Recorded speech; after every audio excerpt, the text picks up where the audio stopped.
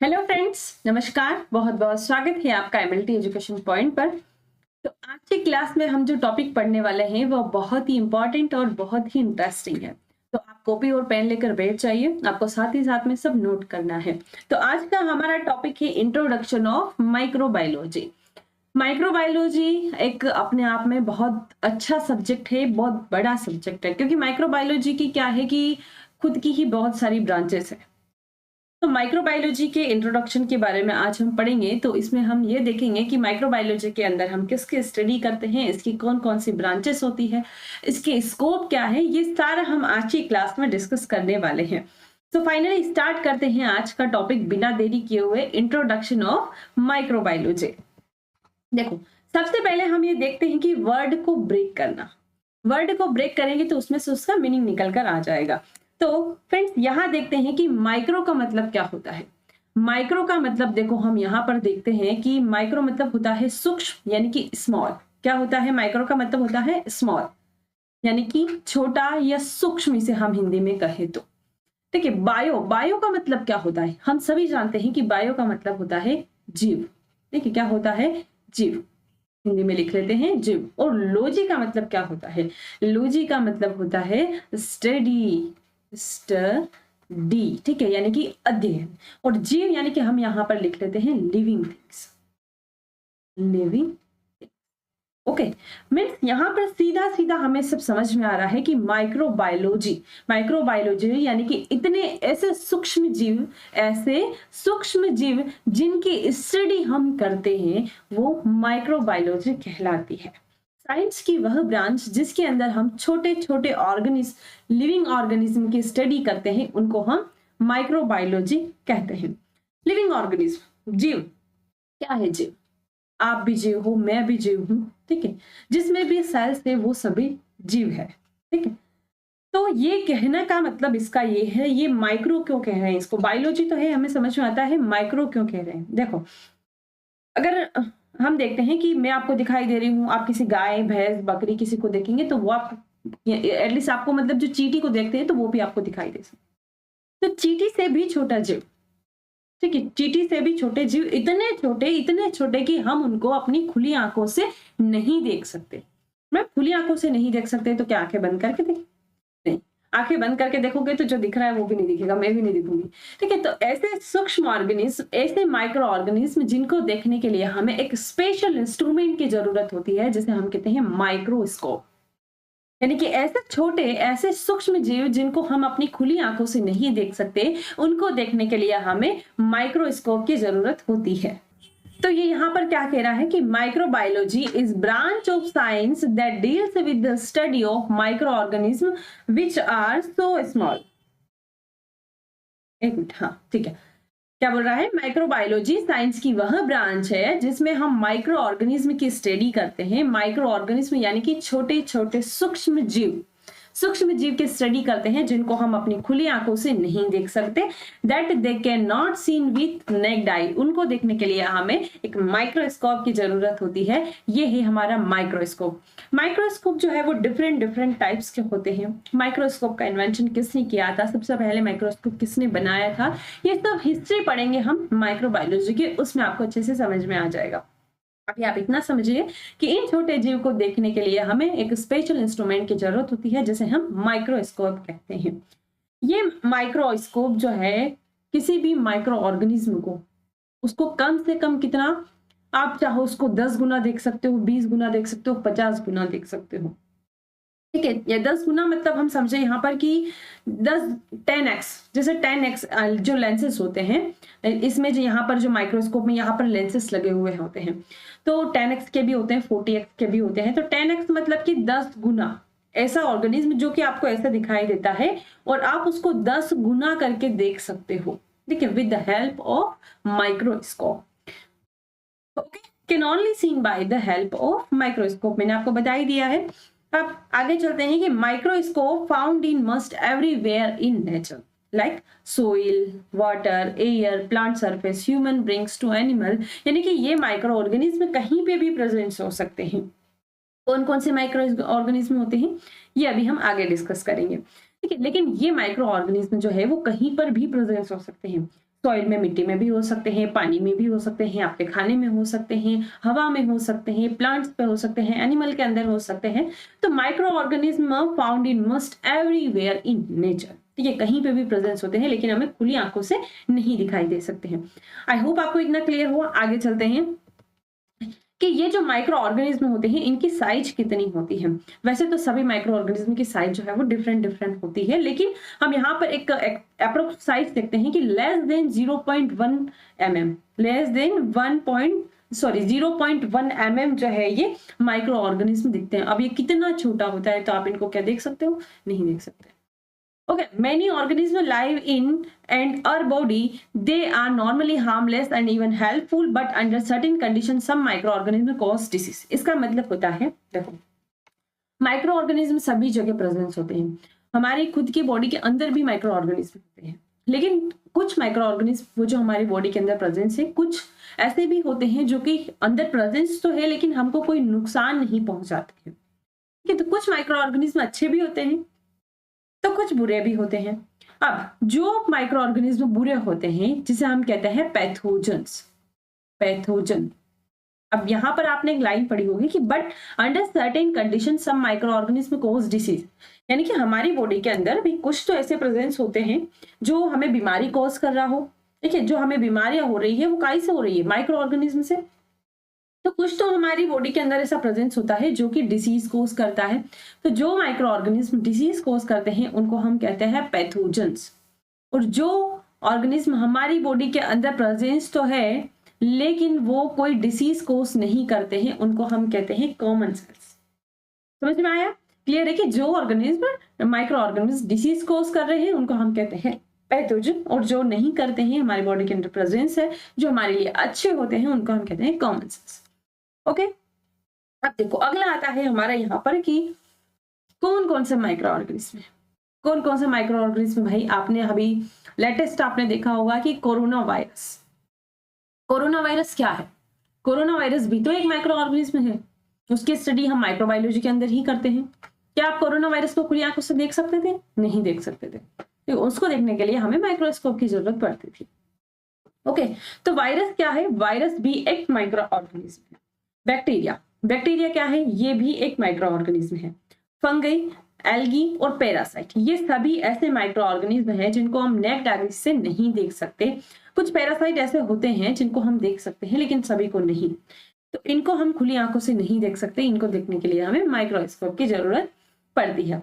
अच्छा, ये जो बैक्टीरिया है आपने पहले पढ़ा होगा कि जब 5 किंगडम क्लासिफिकेशन हुआ था, क्या 5 किंगडम क्लासिफिकेशन जब हुआ था तो उसमें RH विटेकर ने सन 1669 में 5 किंगडम क्लासिफिकेशन किया था। तो 5 किंगडम क्लासिफिकेशन में उन्होंने जो माइक्रो ऑर्गेनिज्म नहीं, जो लिविंग ऑर्गेनिज्म था उनको 2 ग्रुप में डिवाइड कर दिया था। 2 ग्रुप में कैसे? देखो, अगर मैं आपके सामने बहुत सारे बलून रख दूं, सभी कलर के बलून्स रख दूं, तो आपको किसी एक कलर के बलून को ढूंढना है। ठीक है, जो सिमिलर कलर वाले जो बलून है उनको ढूंढना है, तो आपको क्या करना पड़ेगा? सारे बलून को ढूंढना पड़ेगा, तो उसमें ज्यादा डिफिकल्टी आपकी होगी। और अगर मैं ऐसा कर दूं कि सारे बलून्स मैंने जो एक साथ रखे हैं उसमें से मैं अलग अलग कलर के बलून को निकालकर अलग अलग रख दूं, जैसे रेड वाले का पूरा बंच मैंने अलग निकाल के रख दिया, ब्लू वाले का पूरा बंच निकाल के मैंने अलग रख दिया। ठीक है, यहाँ पर मैं बताती हूँ, जैसे ये मेरे पास है, इसमें मेरे पास रेड कलर के बलून भी है, ब्लू कलर के भी है और पर्पल कलर के भी है, ये सारे बलून मेरे पास है। तो मैंने क्या किया इनको कि अगर मैं इनमें से रेड को ढूंढूंगी तो मुझे ज्यादा टाइम लगेगा, इनको बार बार मेरे को देखना पड़ेगा, खोजना पड़ेगा। तो मैंने क्या किया कि ये जो पर्पल वाले हैं इनको अलग रख दिया, ये जो ब्लू वाले हैं इनको अलग रख दिया, और ये जो रेड वाले हैं इनको अलग रख दिया। अब मुझे जब भी रेड कलर वाले बलून को देखना पड़ेगा तो मैं रेड कलर वाले बलून को ही उठाऊंगी, ना कि मैं जाऊंगी ब्लू वाले पे या फिर जो हमारे पास पर्पल है उन पर जाऊंगी। ठीक है, तो सर ऐसे ही RH विटेकर ने क्या किया था कि जो लिविंग ऑर्गेनिज्म थे उनको 5 किंगडम क्लासिफिकेशन में डिवाइड कर दिया था। जैसे कि हम यहाँ पर देखते हैं एग्जाम्पल, 5 किंगडम क्लासिफिकेशन में यहाँ पर बता रही हूँ, ज्यादा डिटेल में हम नहीं जा रहे हैं, लेकिन मैं आपको ये बता रही हूँ कि ये जो बैक्टीरिया है हमारे इस किंगडम क्लासिफिकेशन में कहाँ पर आते हैं। तो ये जब 5 किंगडम क्लासिफिकेशन हुआ था तो हम यहाँ पर देखते हैं, इसको हटा देते हैं।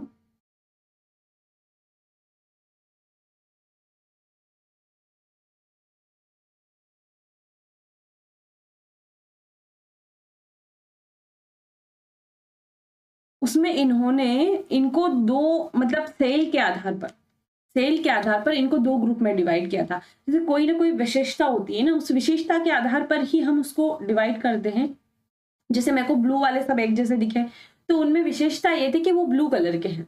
तो इनमें यहाँ पर इन्होंने उनकी कैरेक्टरिस्टिक के आधार पर इनको अलग अलग ग्रुप में डिवाइड कर दिया था। तो कौन सी कैरेक्टरिस्टिक के आधार पर? तो इन्होंने डिवाइड किया था सेल के आधार पर यूकैरियोटिक सेल और प्रोकैरियोटिक सेल के आधार पर।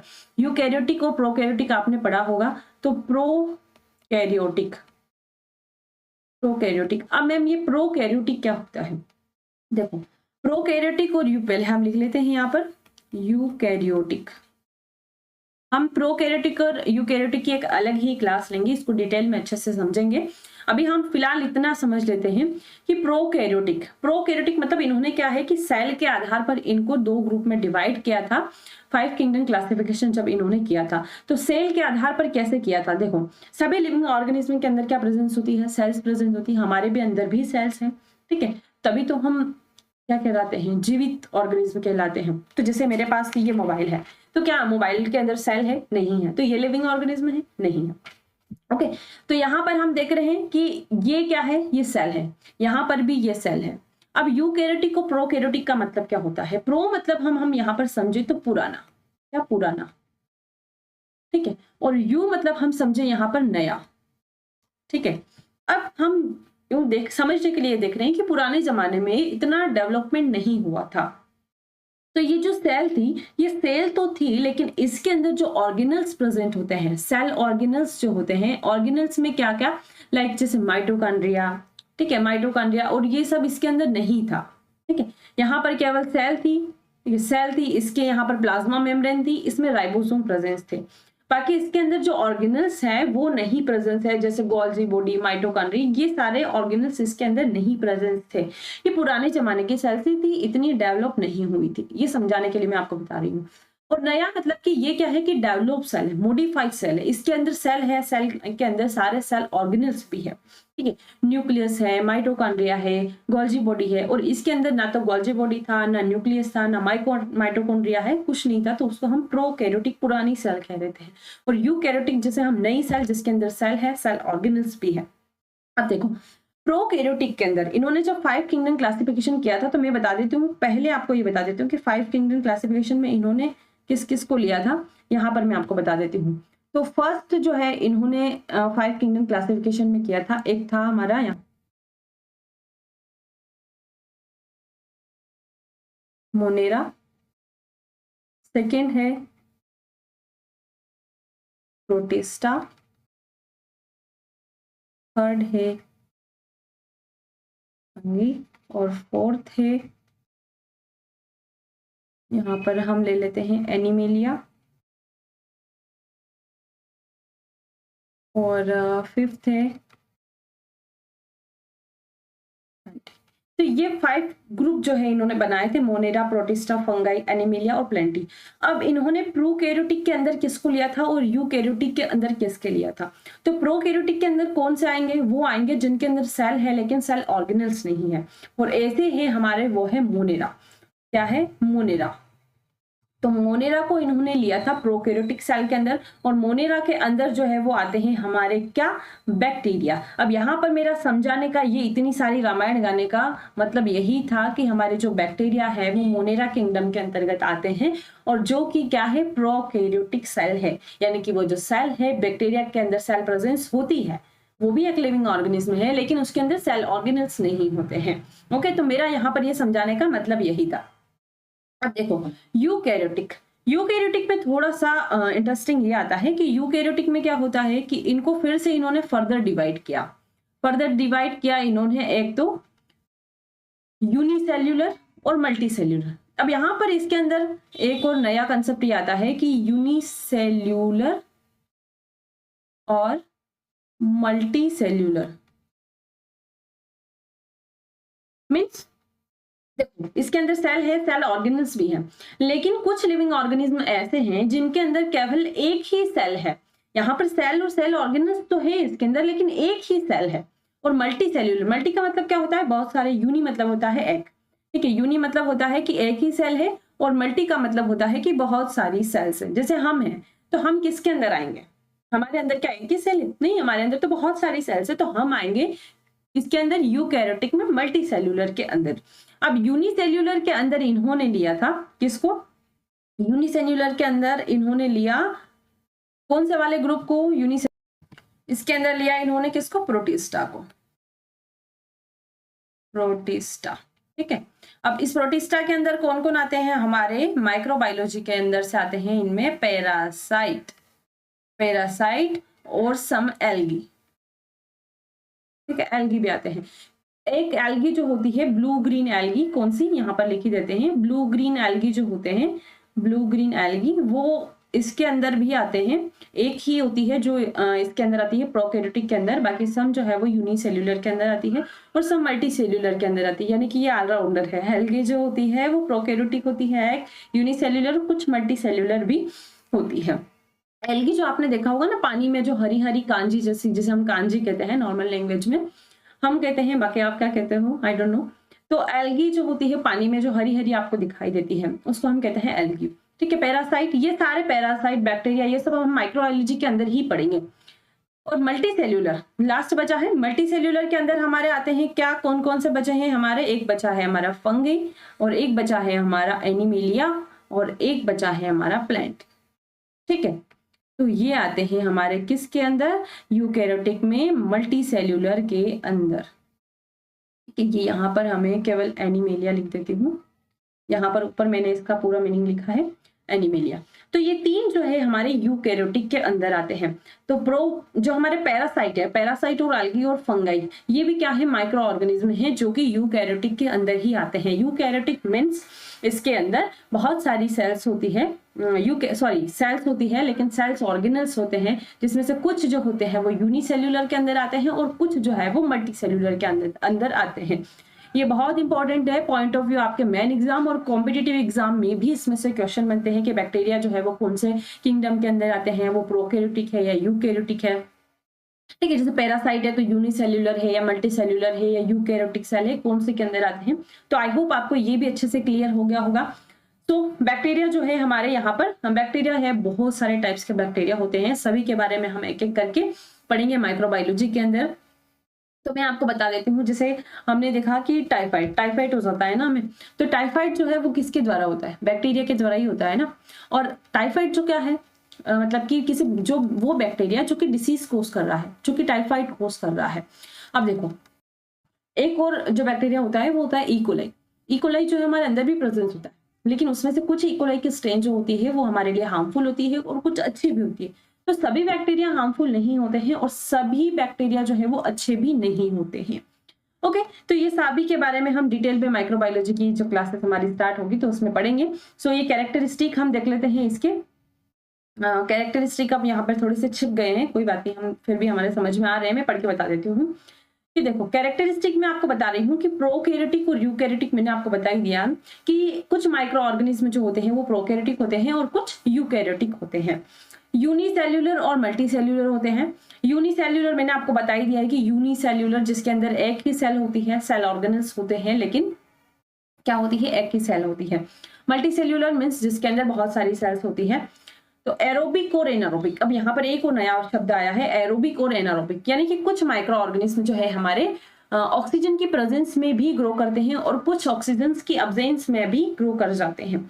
वो माइक्रो ऑर्गेनिज्म जो कि ऑक्सीजन की प्रेजेंस में ग्रो करते हैं उनको हम एरोबिक कहते हैं। और एनारोबिक, एना मतलब होता है एब्सेंस, यानी कि ऑक्सीजन की एब्सेंस में वो ग्रो कर जाते हैं, तो उनको हम कहते हैं क्या, एनारोबिक।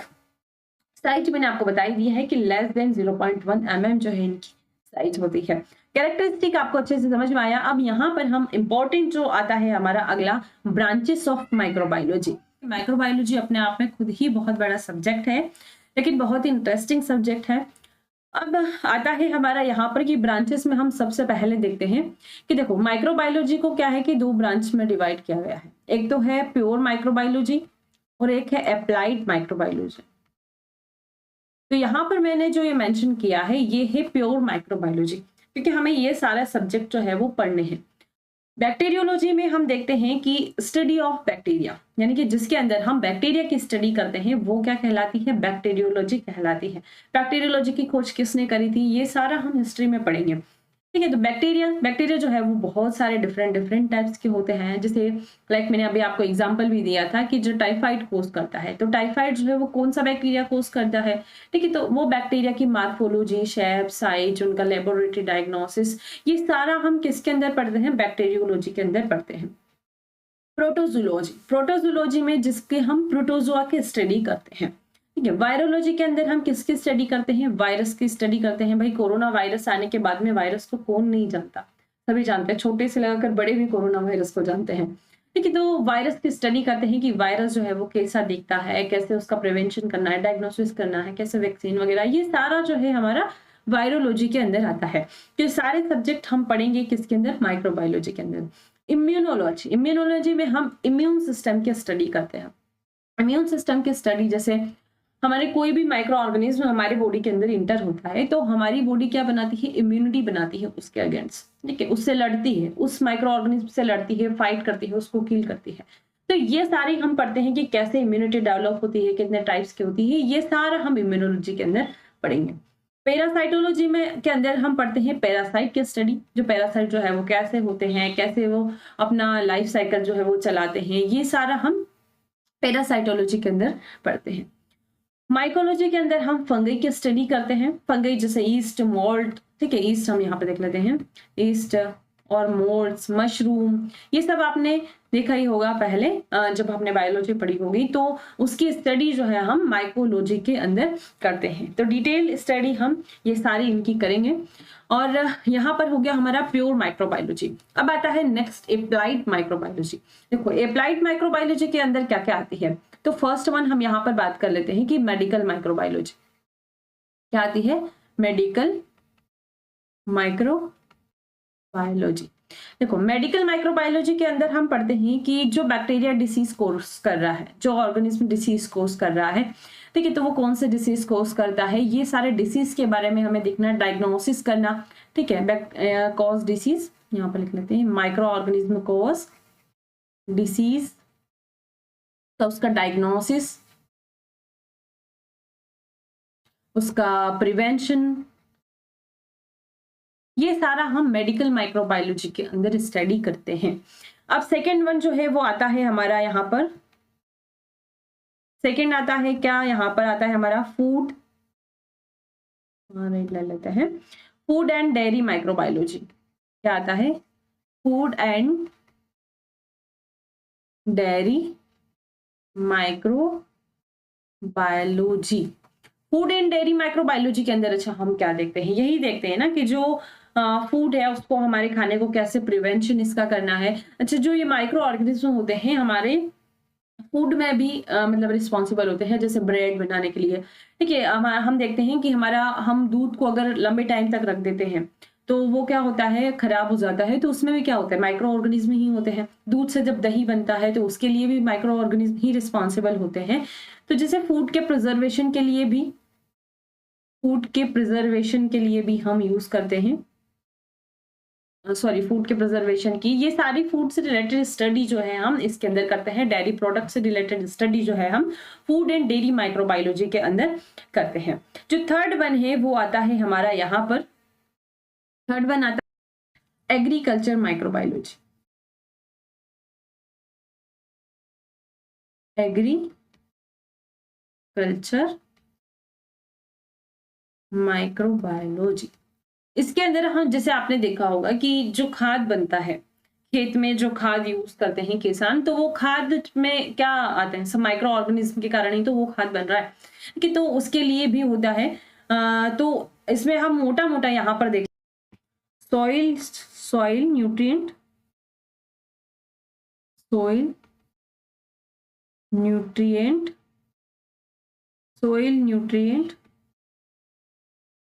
Cycling by microbes. ठीक है, तो एग्रीकल्चर माइक्रोबायोलॉजी ये क्या किसके अंदर आता है? अप्लाइड माइक्रोबायोलॉजी के अंदर। अब अगला जो है वो आता है हमारा फार्मास्यूटिकल माइक्रोबायोलॉजी।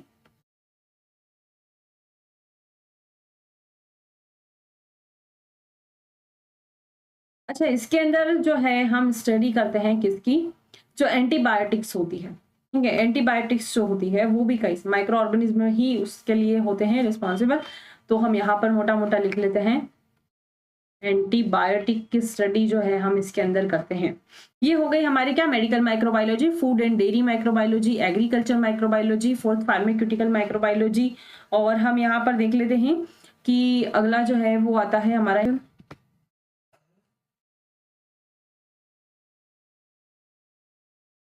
Industrial microbiology. मैं यहाँ पे डेस कर देती हूँ। इंडस्ट्रियल माइक्रोबायोलॉजी के अंदर जैसे विटामिन, ये सब इनमें हमारा क्या हेल्प करता है? माइक्रोस्कोप माइक्रो ऑर्गेनिज्म जो है वो हेल्प करते हैं, जैसे विटामिन के लिए, ठीक है, और केमिकल, कुछ केमिकल के लिए भी यूज में लिए जाते हैं, केमिकल के लिए। और जैसे 6 नंबर पे आता है हमारा, यहाँ पर लास्ट हम देख लेते हैं कि इन्वायरमेंटल माइक्रोबायोलॉजी। यहाँ पर शायद पीछे आपको नहीं दिख रहा होगा, यहाँ पर लिख देती हूँ कि एनवायरमेंटल माइक्रोबायोलॉजी, ठीक है। तो ये कुछ ब्रांचेस है माइक्रोबायोलॉजी की, इन सभी में स्कोप भी है। जैसे आपका इंडस्ट्रियल माइक्रोबायोलॉजी में भी स्कोप है, फार्मास्यूटिकल माइक्रोबायोलॉजी में भी स्कोप है, एग्रीकल्चर माइक्रोबायोलॉजी में स्कोप है। तो ये जो मैंने आपकी ब्रांचेस बताई है, इन्हीं ब्रांचेस में आपका स्कोप भी है। मेडिकल माइक्रोबायोलॉजी में है, इन्वायरमेंटल माइक्रोबायोलॉजी में है, इकोलॉजी माइक्रोबायोलॉजी में है, जैसे इम्यूनोलॉजी में है, ये मेडिकल माइक्रोबायोलॉजी के अंदर आता है, ठीक है। तो इन सभी ये जो ब्रांचेस बताई है मैंने, यहाँ पर आपका स्कोप भी है। तो आई होप आपको ब्रांचेस ऑफ माइक्रोबायोलॉजी है ये अच्छे से समझ में आ गया होगा। नेक्स्ट वन हम देखते हैं यहाँ पर, जो हमने अभी देखा प्रोकैरियोटिक्स एंड यूकैरियोटिक्स। जो प्रोकैरियोटिक और यूकैरियोटिक्स में क्या डिफरेंस होता है, उनके कैरेक्टरिस्टिक मैंने यहाँ पर लिखे हैं ताकि आपको आसानी से समझ में आ जाए। वैसे तो डिटेल में इनके बारे में हम किसी अदर क्लास में डिस्कस, वैसे साथ ही साथ एक और इम्पोर्टेंट बात भी बता देती हूँ आपको कि ये जो माइक्रो ऑर्गेनिज्म का जो ट्रांसमिशन होता है वो कैसे होता है। तो इन माइक्रो ऑर्गेनिज्म का ट्रांसमिशन, ये देखो, प्रेजेंस सभी जगह होते हैं, एनीवेयर। सॉइल में प्रेजेंस होते हैं तो मिट्टी से हो सकता है, खाने से हो सकता है, कंटामिनेटेड है अगर वो बैक्टीरिया से, किसी भी वायरस से, किसी भी फंगस से, किसी से भी माइक्रो ऑर्गेनिज्म से, ठीक है। तो आपको फूड से हो सकता है, कंटामिनेटेड वाटर से हो सकता है, सॉइल से हो सकता है, एनवायरमेंट से हो सकता है, पर्सन टू पर्सन हो सकता है, तो किसी से भी ये ट्रांसमिट हो सकता है। तो सभी का अलग अलग क्राइटेरिया रहता है, वो सब हम डिटेल में जब उन माइक्रो ऑर्गेनिज्म के बारे में पढ़ेंगे तो आपको पता चल जाएगा, ठीक है। यहाँ पर देख लेते हैं हम यूकैरियोटिक और प्रोकैरियोटिक में थोड़ा सा डिफरेंस, कि जो टाइप्स ऑफ सेल्स, यानी कि प्रोकैरियोटिक जो है वो यूनिसेल्युलर होती है और यूकैरियोटिक सेल जो है वो यूनिसेल्युलर प्लस मल्टीसेल्युलर होती है। सेल का साइज हम देखें यहाँ पर, तो जो यूनिसेल्युलर होती है, जो प्रोकैरियोटिक्स होते हैं, वो होती है 0.2 mm, ठीक है, तक होता है। यहाँ पर 10 से 100 इन डायमीटर भी इनका हो सकता है। न्यूक्लियस हम देखें तो अब्सेंस होता है इसमें इंस्टेंट है, और यहाँ पर न्यूक्लियस जो है वो प्रेजेंस होता है। राइबोसोम यहाँ पर प्रेजेंस होता है स्मॉलर इन साइज। अब यहाँ पर केवल राइबोसोम प्रेजेंस होता है, यहाँ पर राइबोसोम प्रेजेंस होता है। डीएनए अरेंजमेंट यहाँ पर सर्कुलर होता है, यहाँ पर लिनियर होता है। माइटोकॉन्ड्रिया देखिए तो यहाँ पर अब्सेंस होता है, यहाँ पर प्रेजेंस होता है। साइटोप्लाज्म में हम देखें तो प्रेजेंस, सेल ऑर्गेनल्स और अब्सेंस। साइटोप्लाज्म में यहाँ पर प्रेजेंस होता है, साइटोप्लाज्म में इसके अंदर प्रेजेंस होता है सेल के अंदर, लेकिन उसके अंदर सेल ऑर्गेनल्स नहीं होते हैं। यहाँ पर cytoplasm presence with cell organelles. Endoplasmic reticulum यहाँ पर अब्सेंस होता है, यहाँ पर प्रेजेंस होता है। ये सभी क्या है? सेल ऑर्गेनल्स है। राइबोसोम हम देखें तो राइबोसोम में स्मॉल राइबोसोम होता है और लार्ज राइबोसोम होता है। लाइसोसोम हम यहाँ पर देखें तो यहाँ पर लाइसोसोम एंड सेंट्रोसोम प्रेजेंस होते हैं, और यहाँ पर लाइसोसोम एंड सेंट्रोसोम अब्सेंस होते हैं,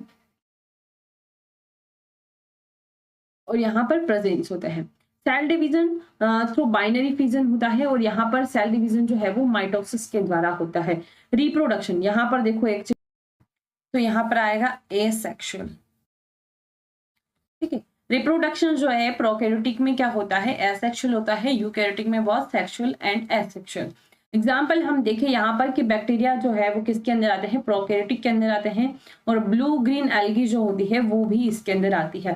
plants and animal cells and fungi, ठीक है, ये आते हैं हमारे किसके अंदर? यूकैरियोटिक सेल के अंदर। यूकैरियोटिक सेल में यूनिसेल्यूलर और मल्टीसेल्यूलर जो है वो मैंने आपको बता ही दिया है पहले। तो आई होप आपको ये आज के इम्पोर्टेंट क्लास अच्छे से समझ में आई होगी। मिलते हैं हमारी अगली क्लास में, बने रहिए हमारे साथ।